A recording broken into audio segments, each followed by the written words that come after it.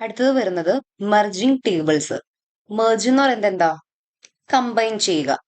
അപ്പം ഇവിടെ കൊടുത്തിരിക്കുന്നത് merging is like A join in SQL.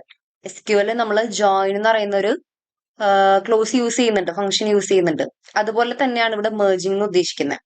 It combines data from 2 tables based on A common column. Common column ഇവിടെ ഉദ്ദേശിക്കുന്നത് നമ്മളുടെ ഇവിടെ ഇതിൽ ഏതാ, പ്രൊഡക്റ്റ് കീ, കസ്റ്റമർ കീ, അങ്ങനെയൊക്കെ ഉണ്ടല്ലോ.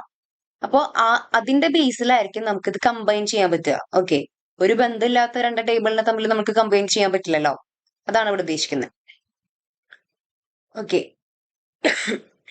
U would use merging when you want to bring columns from one table into another based on matching values. അപ്പൊ നമുക്ക് ഒരു എക്സാമ്പിൾ നോക്കാം. ഇവിടെ ഓർഡേഴ്സ് ടേബിൾ എന്ന് പറയുന്ന ഒരു ടേബിൾ ഉണ്ട്, കസ്റ്റമേഴ്സ് ടേബിൾ എന്ന് പറയുന്ന ടേബിൾ ഉണ്ട്. അപ്പൊ രണ്ട് ടേബിൾ നമുക്ക് ഇവിടെ കാണാൻ പറ്റും. ഇതിൽ രണ്ടിലും കോമൺ ആയിട്ട് വരുന്ന വാല്യൂ ഏതാ? കസ്റ്റമർ ID ആണ്. ഓക്കെ, രണ്ടിലും കസ്റ്റമർ ID വരുന്നുണ്ട്. അപ്പൊ ഈ രണ്ട് ടേബിളും എന്താ, രണ്ട് ടേബിളും കണക്ട് ചെയ്തിട്ട് മീൻസ് രണ്ട് ടേബിളും തമ്മിൽ റിലേഷൻ ഉണ്ടെന്ന്. അതായത് കസ്റ്റമർ ID രണ്ടിലും കോമൺ വാല്യൂ ആണ്. ഇനി ഇതിനെ നമ്മൾക്ക് ഇങ്ങനെ മെർജ് ചെയ്യാൻ നോക്കാം. ഇപ്പൊ കസ്റ്റമർ ID ഓൾറെഡി ഉള്ളതാണ്. നമ്മൾ ഓർഡർ ID കൊടുക്കും, next customer ID, then product, quantity, customer name, city, ഇതൊക്കെ ആഡ് ചെയ്തിട്ട് നമ്മൾ ഒരു ടേബിൾ ആയിട്ട് മാറ്റും. ഈ കോളൊക്കെ ആഡ് ചെയ്തിട്ട് അപ്പൊ ഔട്ട്പുട്ട് വരുമ്പോ എങ്ങനെയാ, ഇങ്ങനെ ഇരിക്കും. ഓക്കെ, ഇതിനെയാണ് നമ്മൾ മെർജ് ടേബിൾ എന്ന് പറയുന്നത്. ഇനി ഇതെങ്ങനെ നമുക്ക് ചെയ്യണേ നോക്കാം. അപ്പൊ ഞാനിവിടെ സെയിൽസ് ഡാറ്റ 2022 എടുക്കാണ്. അതിലെങ്ങനെ മെർജ് ചെയ്യാൻ നോക്കാം. മെർജിങ് ഓപ്ഷൻ വരുന്നത് ഹോമില് മെർജ് ക്വറീസ് ഉണ്ട്. മെർജ് ക്വറീസില് ആദ്യത്തെ സെലക്ട് ചെയ്യാം.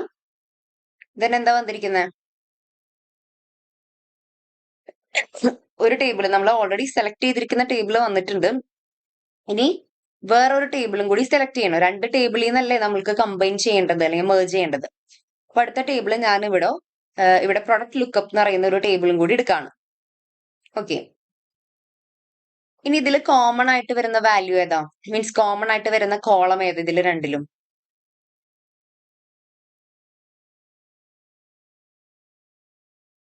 പ്രൊഡക്റ്റ് കീ ആണ് കോമൺ ആയിട്ട് വരുന്നത്. ഓക്കെ, അപ്പൊ അത് ഞാൻ രണ്ടും സെലക്ട് ചെയ്തു. രണ്ടിലും കോമൺ ആയിട്ട് വരുന്ന കോളം സെലക്ട് ചെയ്തു.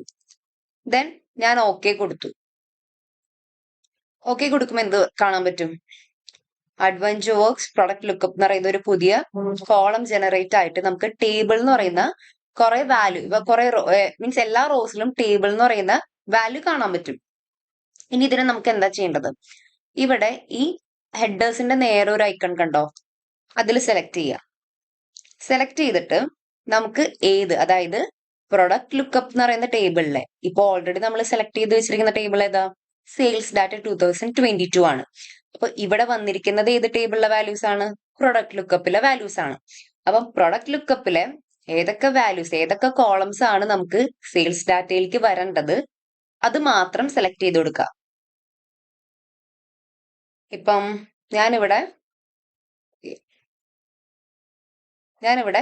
പ്രൊഡക്റ്റ് കീയും അതുപോലെ പ്രൊഡക്റ്റിന്റെ നെയിമും പ്രൊഡക്റ്റിന്റെ കളറും ഇത് മൂന്നും മാത്രമേ ഞാൻ സെലക്ട് ചെയ്ത് കൊടുക്കുന്നുള്ളൂ. ദെൻ ഓക്കെ കൊടുക്കുക. അപ്പൊ വന്നേക്കുന്നുണ്ടോ? പ്രൊഡക്റ്റ് കീ, പ്രൊഡക്റ്റിന്റെ നെയിം, പ്രൊഡക്റ്റിന്റെ കളർ, ഇത് മൂന്നും എന്താ സെയിൽസ് ഡാറ്റ 2022 എന്ന് പറയുന്ന ടേബിളിലേക്ക് ആഡ് ആയിട്ടുണ്ട്. അപ്പം ഇങ്ങനെയാണ് നമ്മൾ മെർജ് ചെയ്യേണ്ടത്. വേറൊരു ടേബിളിൽ നിന്ന് കോളത്തിനെ മറ്റൊരു ടേബിളിലേക്ക് മെർജ് ചെയ്യേണ്ട ഫോർമാറ്റ് ആണ് ഇപ്പൊ പറഞ്ഞത്. ഇനി വേണമെങ്കിൽ നമുക്ക് ഹെഡേഴ്സ് ഇത്രയും വേണ്ടാന്നുണ്ടെങ്കിൽ അതിന് റീനെയിം ചെയ്ത് എന്താ പ്രൊഡക്റ്റിൽ നിന്ന് മാത്രം കൊടുക്കുക. ഇതൊക്കെ നമുക്ക് ഇവിടെ റീനെയിം ഓപ്ഷനിൽ ചെയ്തിട്ട് ചെയ്യാം. ഓക്കെ, ഇത് ഞാനിപ്പോ ക്ലോസ് ചെയ്യാണ്.